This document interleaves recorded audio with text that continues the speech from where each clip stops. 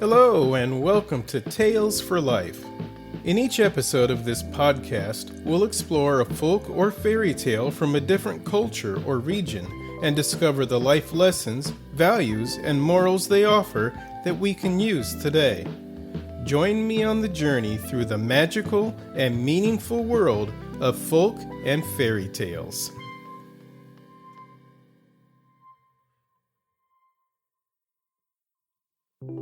Greetings, story lovers, and welcome back to Tales for Life, the podcast that journeys through life one tale at a time. Thank you for being here with me. Today's episode borrows from motivational speaker Andy Andrews and is called I Will Persist Without Exception.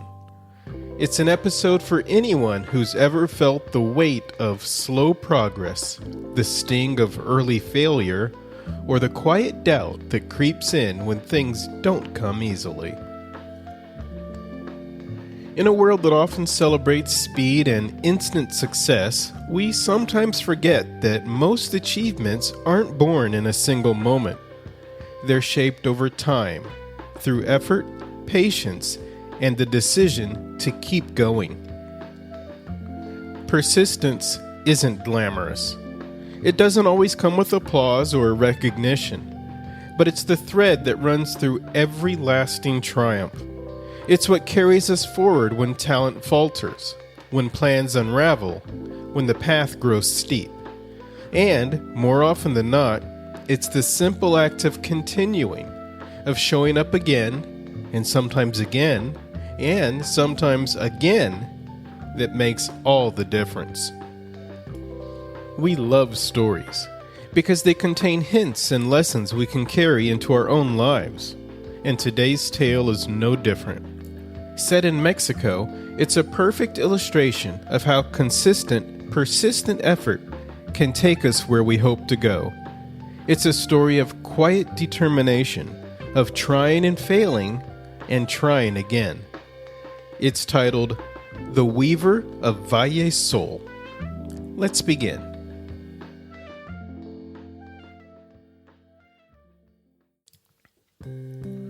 Long ago, in the valley where the sun lingers low and the wind carries the scent of mesquite, there lived 3 siblings, Marisol, the eldest, and her 2 younger brothers, Tomas and Julian.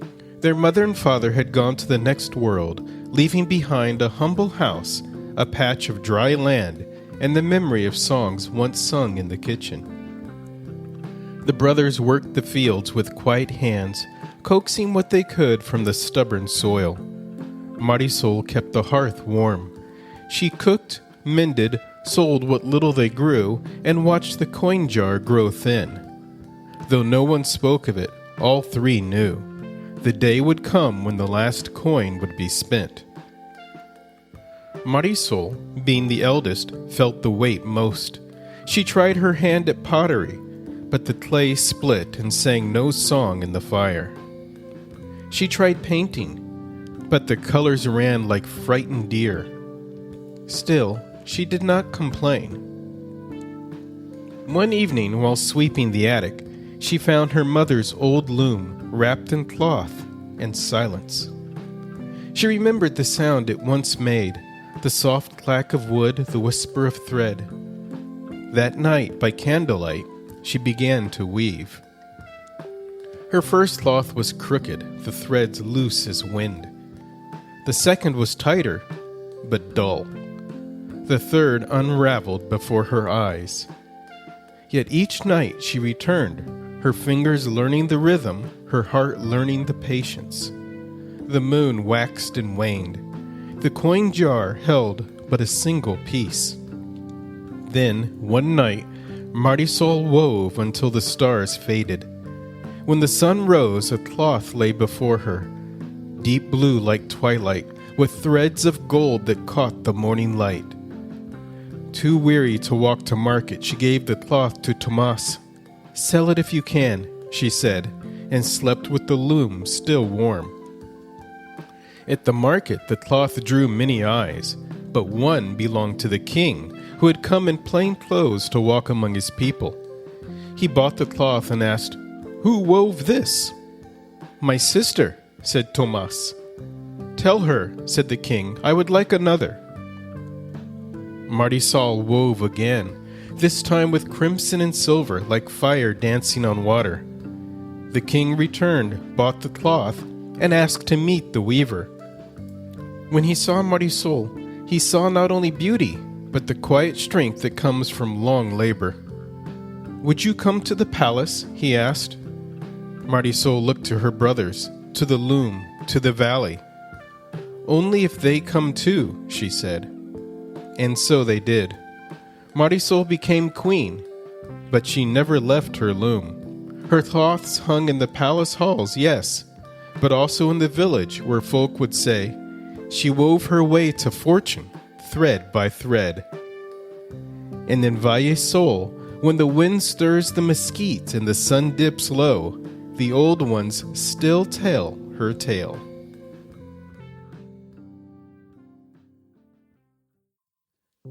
There's much to take from Marisol's journey. First, the path we're meant to walk isn't always clear at the start. Like Marisol, we may try many things, some that crack, some that fade, before we find the work that speaks to us. That's not failure, that's searching. Second, even when we do find our calling, it rarely comes easy. The first attempts may falter, the threads may tangle, but that's part of the making. Skill is born in the doing, not the dreaming. And third, persistence is what carries us through.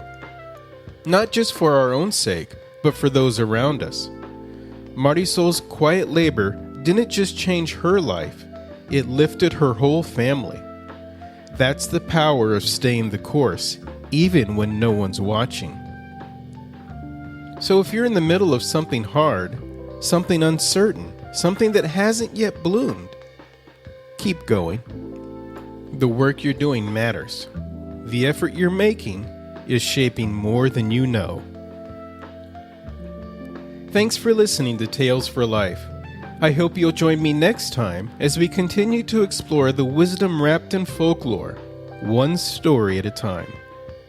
Until then, may your thread be strong and your hands steady.